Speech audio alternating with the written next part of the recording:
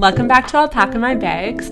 You're listening to part 2, and we're going to dive right into this. Okay, so we veered off of like self-care and travel, and I think there's a lot to say about like self-care as it relates to the travel industry. So as I mentioned before, like self-care for me has definitely always been travel, but I never thought of it that way. Like I don't have a specified self-care regime, but I actively make a point of using my vacation days to travel, and that, like, I guess, is self-care. Like every year I think about all my vacation days and I think, what country will I spend those days in? So I am thinking ahead and like planning those days as like release from the stresses of everyday life. So why do you feel that you personally come back from these experiences? Do you feel re-energized, and why? Oh, wow, that's a good question. I've talked about this before. I have always been a reader. I love podcasts. I love to learn. And I know this about myself. And I think for me, travel has always been a form of learning, and I thrive on that. Travel for me was never like I find a lot of the time when I'm traveling, I'm more interested in like discovering things about the world. It's not about like ticking off seeing specific things. It's not like a bucket list. For me, it's just like I want to learn something about something I don't know, whether that be like a culture or a type of food or like a language. I always come back from a trip having learned something. And I love to like take that information and think about it and like talk to my friends and family about it. It makes me feel good, like the learning aspect. And I think that's what I like. It's like the complete opposite of my monotonous day at work, which is like very repetitive. It's more stimulating, and I think that's what makes me feel good and what rejuvenates me.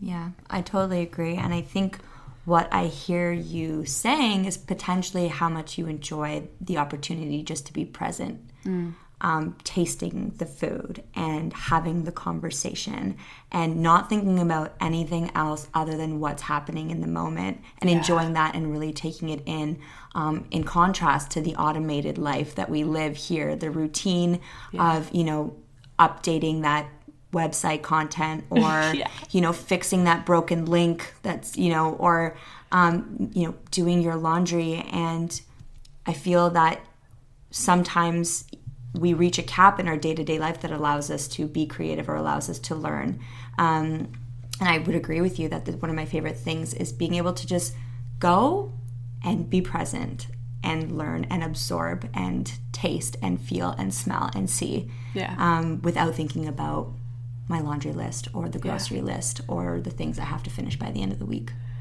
You've even made me like realize something about like the way that my partner and I travel. So for example, when we were in Jordan, we were obsessed with Amman. And people are always like, why go to Amman? It's just a dirty city. There's nothing to do. We loved it. And we loved it, I think, because it's so bustling and busy. When you're in Amman, we would just like sit around and see what was going on around us. We just love watching the action. And I think that really characterizes like who we are as travelers.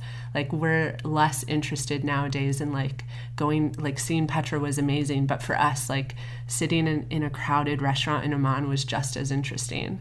And we were like just as captivated by that as we were with like seeing these incredible like archaic cities. Yeah, totally. Yeah, it's really interesting. I don't know if everyone travels like that, but like I encourage people to.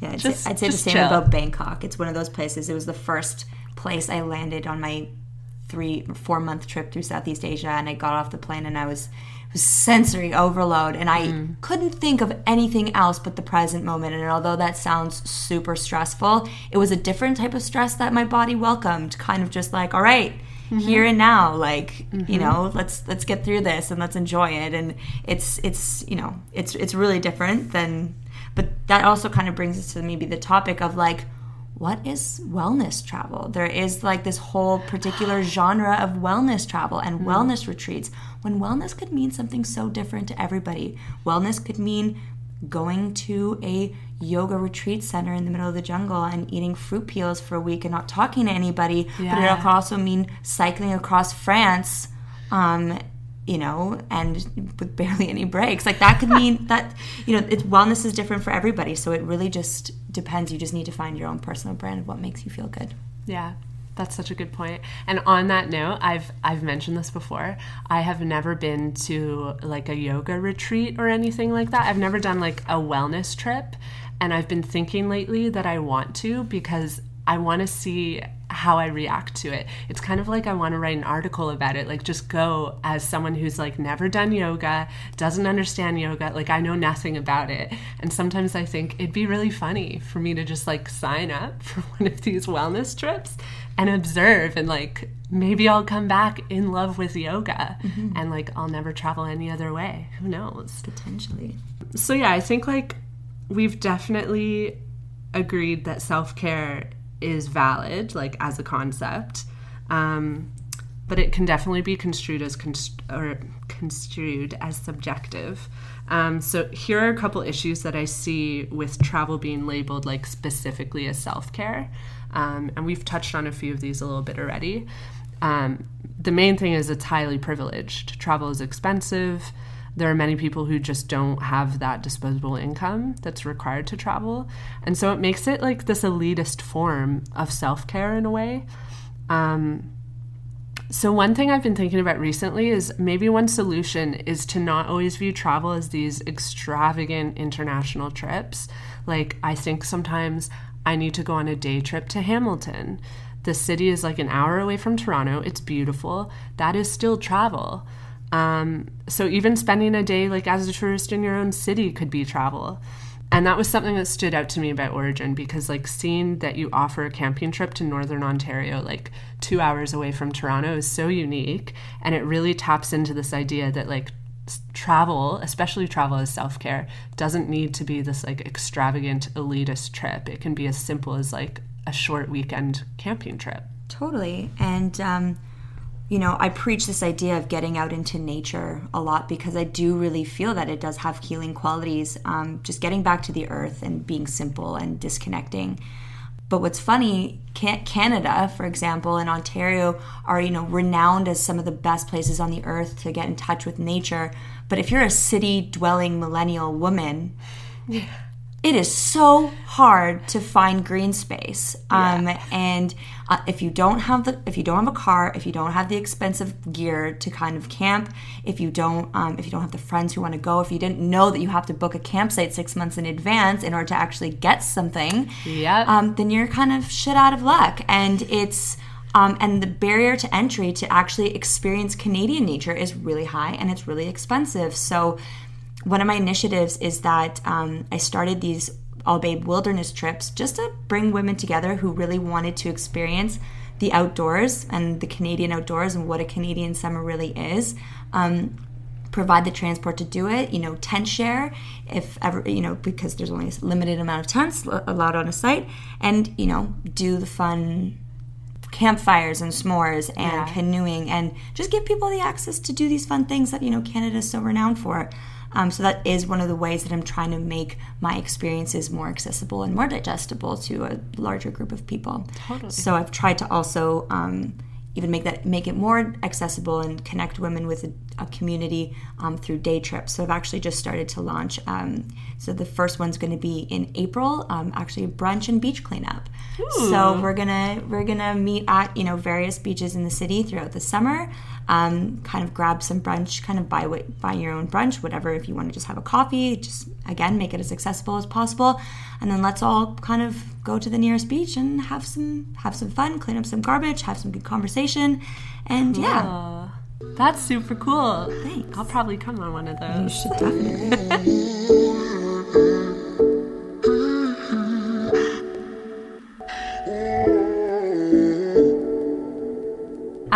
So the other issue I wanted to bring up is that travel is not always easy and relaxing. I think it's really important to remain transparent about the fact that travels can and absolutely do go wrong. It can definitely be very stressful to travel. And this is something that I personally try to be very transparent about. Like, for example, I ended up in an emergency room of a hospital while traveling in Australia. Like, that trip was not self-care. That was terrifying. I thought I was going to die. It was incredibly emotional. I was super stressed out, like, financially, because I suddenly had this, like, $2,000 bill I owed Australia. It was super stressful. Like, that was not self-care. Yeah. Do you have any ideas on this? Totally. I mean, I think I would probably admit the majority of travel I've done has not been relaxing at all. I mean, again, it's about living in the moment, but it is really stressful. It is really stressful to make sure that you have all of your, buses and planes and accommodations planned, and make sure that tourist, like the tour guide that you've hired is actually a tour guide and not just there to take your money. I remember, it was my last day in Asia. We were in Ho Chi Minh City or Saigon in Vietnam, and me and my friend were just waiting out our last day. It was literally the hottest day of the trip. And this guy comes up to us and he's like, can I practice my English with you? I'm studying to do an English test, and I'll take you around the city. He was the nicest guy ever, super lovely. I was obviously apprehensive at first after being, on our own for 4 months in Southeast Asia. But this guy was perfectly fine. I let my guard down, only to pass by another man sitting in a rickshaw who looked me in the eyes and did one of those cutthroat signs and pointed at the guide that we were walking with, and he's shaking his head and doing the cutthroat sign and being like, gesturing to me, don't trust this guy. And I almost lost my shit because I'm like, you know what? Yeah. At the end of the day, he actually was a fine person and nothing bad happened. But it's, it's one of these things where you always kind of have to be on guard, which is another big reason why I understand that solo female travelers are kind of hesitant to go on their own. And again, it did pain me to see that there were so many people, women in particular, are turning down these opportunities to travel because they didn't want to go alone, or their friends don't have the money to travel, or they don't want to travel in the way that they do. So why not just start a company dedicated to kind of curating these experiences and pre-organizing it, but also giving just that backpacking feel, that little bit more of an authentic feel, so that you don't have to deal with the shitty stuff. And you can just focus on enjoying the authentic and local experiences without the headache. So that's kind of what I'm trying to do. Totally. And it's amazing. And I feel like for some women, like, that might be the perfect balance for them. And for other women, that might be the little push that they need to do a trip completely on their own. But it's totally up to them. I remember, like, as a solo woman being so terrified to travel alone, and in the end, like, I kind of fell into it unintentionally, and this seems to be the case for a lot of people. It, like, really forced me to face my fears. So, like, I really wish that I had known about Origin back then. It probably didn't exist, though, because I think this is like a new movement. So do you think that group trips, like, with women are a good way for women to, like, get over their initial fears of traveling? First of all, I think it's really important to note that there's actually a lot of women out there who can't travel with men for personal reasons, cultural, religious reasons. So there's actually a large barrier to entry for even a lot of the population to even get abroad if you're not willing to go alone. So for that alone, I do believe that I am offering a service that is really embracing of women and self-identifying women that may feel barriers to traveling alone for other reasons other than just personal preference. But there is something about having experiences with other like-minded people that make it a little bit more approachable and enjoyable. And my goal is, specifically, I say that I target millennial women because everything else out there targets women who are 45 plus. And my hopes is that I attract women who have similar budgets, travel styles, interests, who are like-minded, and therefore, like, the increase the possibility that and probability that people will gel on these trips and walk away with friendships that they can either travel on their own afterwards or continue traveling together in a guided space. Do you find that on your tours it's mostly solo women who've signed up, or do you get groups like three girls or two girls who have signed up together? To this point, every single woman who has signed up on a trip has been a solo female traveler. Wow. Which is really awesome. And some of the best parts about it is, you know, you get somebody from the UK or somebody from Sweden or somebody from Canada, and everybody just gets together and shares experiences, and like we really just realize how we're all just like each other, just living in a different place, and we can all talk about the same, you know, relationship problems or the same, you know, problems with work, and it really helps dismantle that barrier of us versus them. And it's one of my favorite parts of the trip, along with just getting to know people individually. That's so cool, because it didn't even cross, like in my head I was like, oh, it's probably all Canadians. I was like, oh, it's probably all Torontonians that like go on these tours. That's so cool that people come from all over the world. So actually the majority of the people who are taking my trips, the international trips, mostly are from Toronto, because I'm really, you know, trying to build my community in my backyard. But actually my two wilderness trips that I've run have attracted women from abroad. Not that they were coming from abroad, but they were already traveling here for an extended period of time and wanted to use my services as a way to access and experience the great outdoors. And I don't think that there's actually really an alternative out there to going if you don't have anybody to go with, unless you want to kind of camp alone and rent all your stuff. Yeah. Which is not as fun. No, I mean, for some people it could be. No, you need to camp with people. Yeah, but yeah, that's really just cool. Good vibes. Yeah. Good friends. Good conversation. It makes me think of like when I was traveling solo and I would be in like a 10-bed dorm room, and like you would get to be friends with like everyone in the dorm. So I'm just imagining like your trip in India. It's just like a whole dorm room of women just traveling together. Totally. It sounds amazing. Well, I actually do really personally appreciate what you're trying to do with this podcast. I've had to listen to a good number of your episodes, and I really appreciate, of course, and I really appreciate that you're trying to give a voice to these experiences that so many people are seeking out and people have like overblogged about, but to have a real voice associated with these experiences and saying it's okay, and it's okay to travel this way, and it might be hard. Just you make it more accessible, and you know, I really appreciate that. Well, thank you so much for coming on the podcast. It was really nice to have you and to chat about self-care and group travel. Do you want to tell us about your projects and like where we can find you? Totally. So the next trip that Origin Travels is coming up is that we're actually going to India on our Road to Rainbows trip. It's a 9-day trip, and it's a little bit of an off the beaten path version of the golden triangle.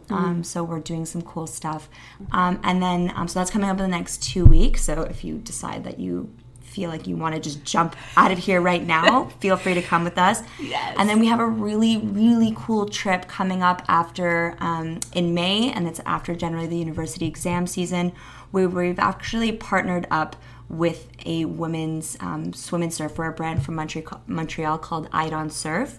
We're all going to Costa Rica, and Idon will be providing all the girls on our trip with 2 bathing suits from their 2019 collection.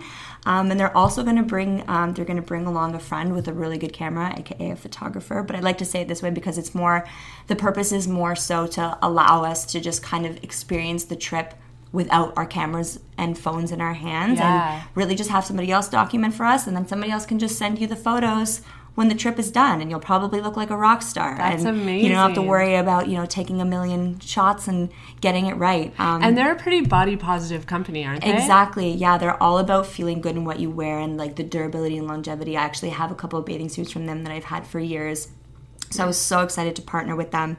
And so apart from, we have a meetup group called the All Babe Wilderness Trips from Toronto, which will be posting a lot of the, as well as the Facebook group, where we'll be posting a lot of our local, single day events as well. But then we're also going to be traveling to Costa Rica again, Guatemala, and potentially India for one more departure later this year after the summer. Sweet. So where can people find you? You can find us at www.origin-travels.com. Or at Origin Travels on Instagram. And if you subscribe to the newsletter, you'll actually get 5% off of your first tour, which is awesome. It's a great savings for you, and it's also a great, the newsletter is also a great space to be if you want to have travel tips and tricks and inspiration and be the first to know about the kind of cool stuff we're coming out with. So yeah. Sweet. Well, thank you, Katie, as always, for being our awesome producer. You make us sound so profesh. I say this every time, but it's because it's true. Like every time I listen to myself, my mind is blown by how crisp my voice is. If you want to get in touch with us, you can find us on Instagram. We're at alpaccamybags.pod. There's also our website, which is alpaccamybags.ca. Please get in touch if you have questions or comments, or you want to like criticize us, whatever you want to do, just like give us a shout out. If you like what you're hearing, please let us know by reviewing the podcast. That helps us a lot. And you can subscribe while you're at it. So just remember to tune in every other Wednesday for more episodes. And I hope you all get to alpaca your bags soon. Until next time.